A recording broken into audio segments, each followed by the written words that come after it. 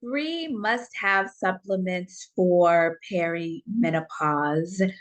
Are you in perimenopause and headed into menopause and wondering, there's so many supplements, like what should you take? So I'm going to share with you the three that I recommend that are absolutely foundational for perimenopausal women. I am Robin-Nutritionist, and I help women just like you get your nutrition in order and also mitigate symptoms and concerns related to the pause. And when I say pause, that's perimenopause, menopause, and beyond. So let's get into it. I'm going to share with you three must-have supplements, but first, I want to share with you two other food items that I recommend. We can call it food. Flaxseed. If you are not taking flaxseed, consider doing that. It is so good. It's a phytoestrogen, which means that in a natural plant-based way, it helps us with our estrogen. Good for fiber. And with flaxseed, you can get that all over the place, but I recommend that you have it, that you consume it ground and you keep it in the refrigerator and you put a tablespoon of two on your salads or your smoothies, oatmeal, etc. That is really good for us in the peri-pause phase. The other, and these are not supplements per se, I'm going to get to that in a second, but the second thing that I recommend or say consider looking into is red clover tea. I'm going to give you my personal experience. Red clover tea has helped me with, and I am in perimenopause at this time, with my cycle being just interesting and having more clots and pain that I didn't want. And red clover tea helped me with that. Everybody's experience is different, but I'm just telling you from my experience what that helps me do. And I drink red clover tea. I'll put the link down with the brand that I use, but you can find what is best for you, but I'll make it easy for you and put the link down there with the one that I use. And I drink it. I don't really like it that much. I mean, it's okay. But I just put a little bit of oat creamer in there and a little bit of monk fruit sweetener, and then I just have a good time. But I start consuming that. Well, I used to do it more like on it when my cycle was coming and I knew it was, I could just feel what was happening. And then now I'm just, when I'm noticing that it is misbehaving a little bit more than I'd like, then I get the red clover tea. So I'll put that link down there for you so that you can find the one or find your own. But I just want to make it easy for you. People ask me, which one do I use? Use that one or any other one. All right. So let's get into those three must-have supplements for you in perimenopause.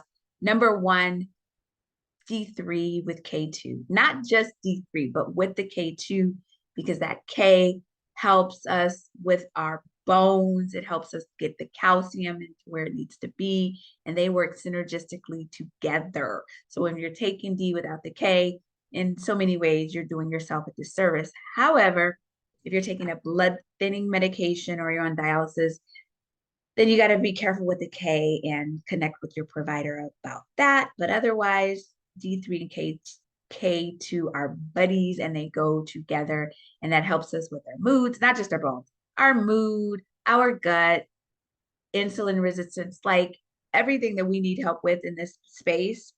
That is one of them. And I am a proponent of food.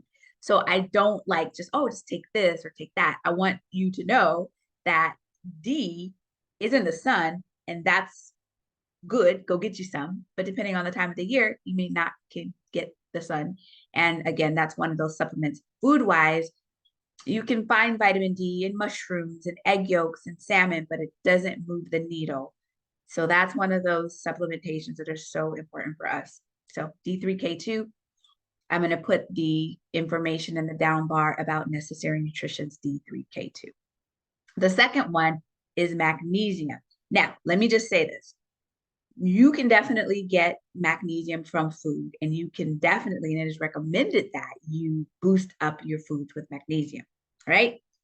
Now, as we get more into this pause journey, that magnesium becomes more and more important, specifically for bone support. So when you're done with bleeding, that's really when magnesium supplementation is like so important after the postmenopause. However, now it can help you with sleep and calmness. And I take magnesium in the evening before I go to bed. I put the bottle next to my toothbrush and I have water there, and that is what is useful for sleep. So that is another one. And the third one are omegas. So you hear fish oil. So get you some fish oil, comma. Not all supplements are created equal, and there's mercury and some of it go rancid, blah, blah, blah. But if you have a fish oil that you like, then take it and be consistent with it because it is a lubrication for our cells. It helps with our brain. It's good fat. So without going into this whole, I've done plenty of videos about it, but you want to make sure that that's what you're getting. You can get it from food, salmon, walnuts, etc. But it is lubrication for the cells. It's like without omegas, it's like driving your car without oil. You wouldn't do that. It'll break down. Same with your body. It is so helpful. And as we get through these menopause aches and pains, those omegas help. So get you some and be consistent.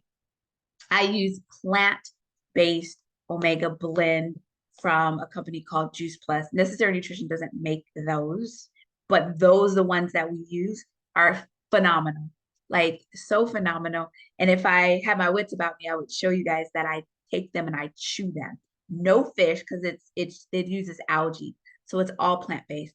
I am not an all plant-based eater as a person, but the more that I can get my nutrition from plants than I do.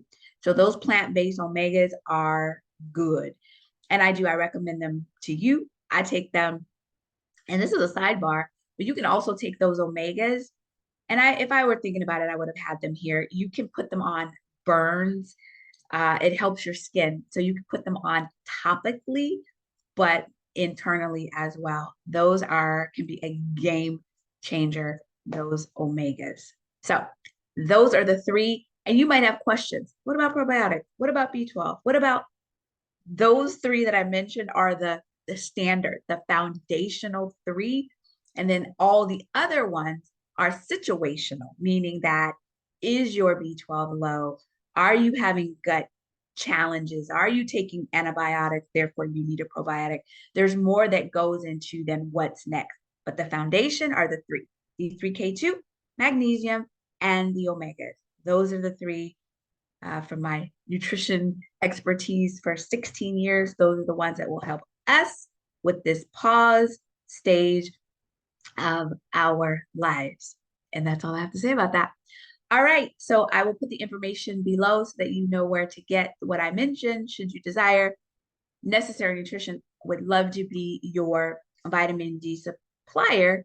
And if you need nutrition support, we got you on that too. And I'll put the information below. If this made sense to you, you can do a couple of things. You can like the video, comment if you have questions or ideas of what you want to know more about.